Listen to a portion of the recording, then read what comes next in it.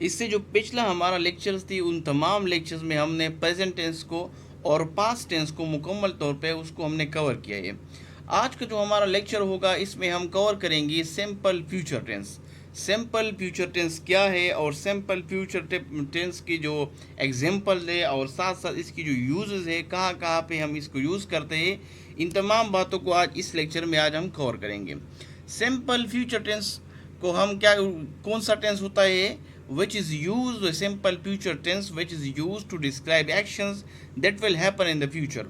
Simply simple जो future tense होता है ये कब हम यूज़ करते हैं, ये हम यूज़ करते हैं उन एक्शन को डिस्क्राइब करने के लिए, उन एक्शन को एक्सप्लेन करने के लिए जो कि फ्यूचर में हो चुके हैं या फ्यूचर में अब होने जा रहे हैं। उस एक्शन को हम, फ्यूचर में जो एक्शन हो रहे हैं तो उन एक्शन को डिस्क्राइब करने के लिए हम सिंपल फ्यूचर टेंस का इस्तेमाल करते हैं।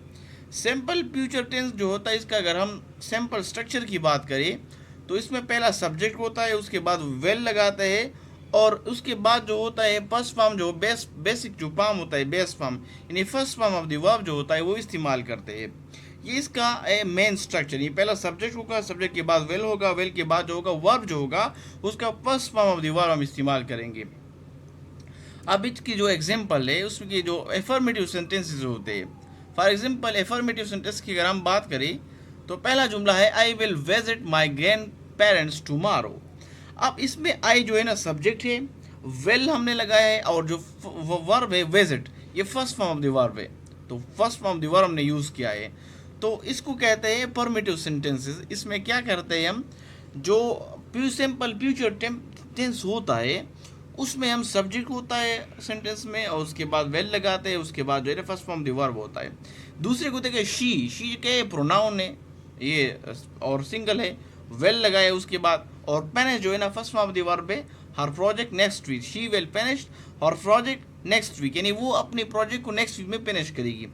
दे will go to the party on Friday, वो फ्राइडे को पार्टी पे जाएंगी, तो they will go to the party on Friday. अब इसमें जो वेल जो है ना वो दे जो है ना वो सब्जेक्ट है और वेल उसके बाद वेल है और उसके बाद जो है ना first form of the verb go लगाया है। नेगेटिव अगर हम इसका बनाना चाहिए कि नेगेटिव हम इस सेंटेंस की, इस टेंस की कैसे बनाते हैं नेगेटिव जुमले, तो नेगेटिव जुमलों के बनाने के लिए सिंपली क्या है कि वेल जो आता है, वेल के बाद हम सिंपली नॉट लगाएंगे। I will not attend the meeting, she will not travel during the holidays, they will not buy a new car.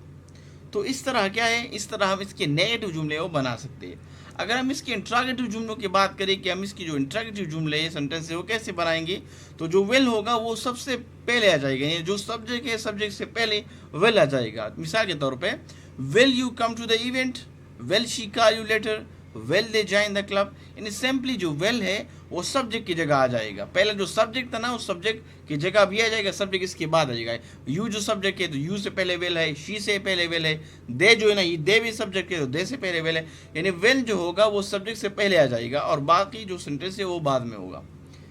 अब अगर हम इसकी यूजेस की बात करें कि इस टेंस को हम कहाँ पे हम यूज़ कर सकते हैं और इसकी यूजेस क्या है, तो पहला इसका यूज जो है ना वो है predictions.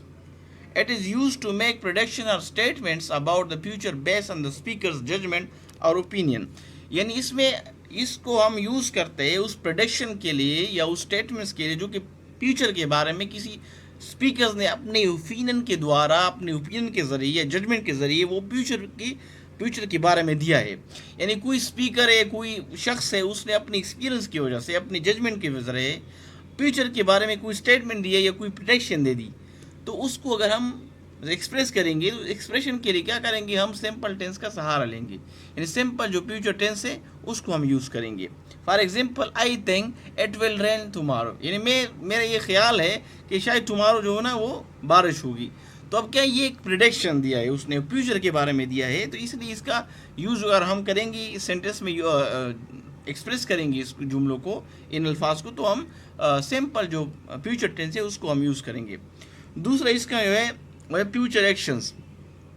The simple future tense is use to describe action that will occur in the future, यानी फ्यूचर में जो एक्शन होने वाले हैं उसको डिस्क्राइब करने के लिए हम क्या करेंगे, सिंपल जो फ्यूचर टेंस है उसका सहारा लेंगे, उसको यूज़ करेंगे। For example she will start her new job next month, यानी वो अपने न्यू जॉब को नेक्स्ट मंथ में स्टार्ट करेगी। अब ये न्यू जॉब जो नेक्स्ट मंथ में, ये फ्यूचर का एक्शन है, फ्यूचर में हो रहा है, नेक्स्ट मंथ में हो रहा है।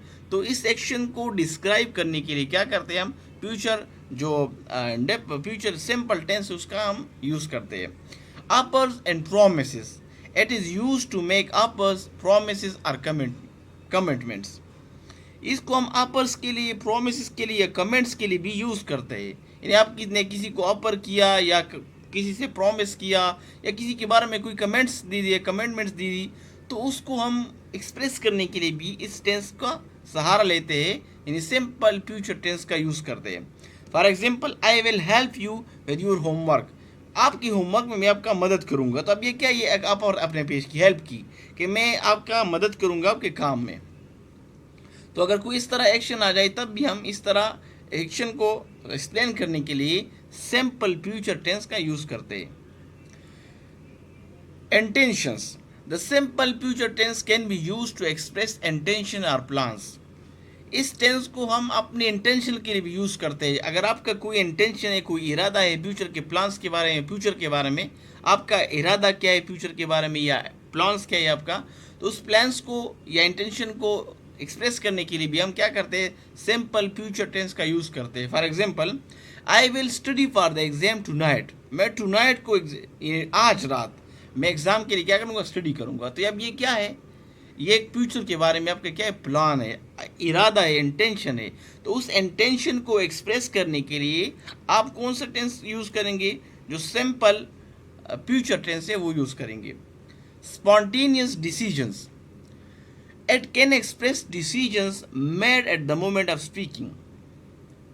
ये उन डिसीजन के लिए भी यूज़ करते हैं जो कि दौरान गुफ्तगू, जब गुफ्तगू करते हैं या स्पीकिंग करते हैं, उसी लम्हे कोई डिसीजन आपने ले लिया और उस डिसीजन को आप क्या करते हैं, एक्सप्रेस करते हैं। तो उस डिसीजन को एक्सप्रेस करने के लिए क्या करते आप सिंपल फ्यूचर टेंस का यूज़ करेंगे। इन स्पॉन्टेनियस डिसीजन आपने लिया। For example, the phone is ringing, जो फोन है वो बज रहा है, आई विल आंसर इट, मैं इसका जवाब दूंगा, यानी रिस्पॉन्ड करूंगा, जवाब दूंगा। तब ये क्या, आपने उसी वक्त उसी लम्हे पे आपने एक डिसीजन लिया। तो उस स्पॉन्टेनियस डिसीजन को एक्सप्रेस करने के लिए आप क्या करेंगे, सिंपल फ्यूचर टेंस का यूज़ करेंगे। लास्ट वन जो इसका यूज है वो शेड्यूल इवेंट्स।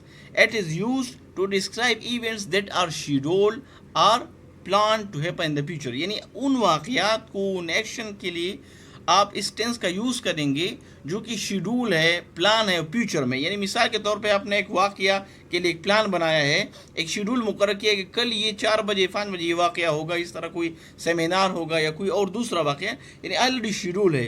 तो उस तरह शेड्यूल जो इवेंट्स है या जो एक्शन है जो फ्यूचर में हो रहे हैं, तो उसके लिए आप क्या करेंगे, सिंपल फ्यूचर टेंस का यूज़ करेंगे। For example, the concert will take place next Saturday, जो कंसर्ट है वो नेक्स्ट सैटरडे को होगा। अब ये कंसर्ट क्या है, ये एक इवेंट है और ये शेड्यूल इवेंट है कि नेक्स्ट संडे को होगा।